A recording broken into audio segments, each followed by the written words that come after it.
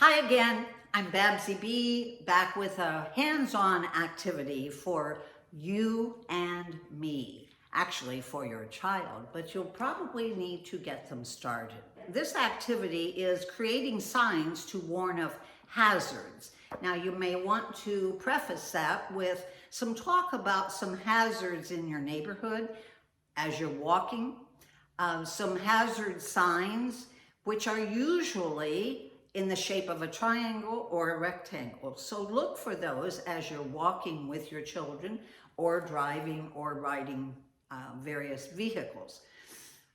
You may want to take your children to a safety or hazard signs website, and I offer some of those in my Wow Words book for each and every activity.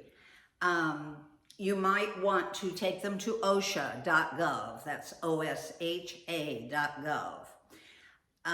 Talking about signs that warn us of hazards or of hazardous things around us. Let's make some signs with some markers and paper.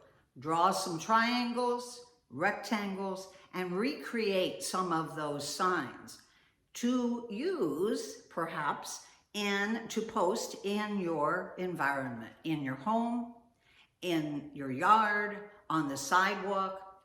I can think of all kinds of hazards and places that a sign would be helpful in my home. How about yours?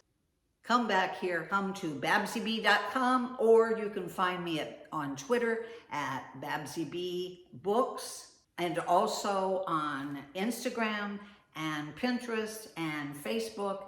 So find me and let's develop your child's powerful oral vocabulary. I'll help you, okay? Bye-bye.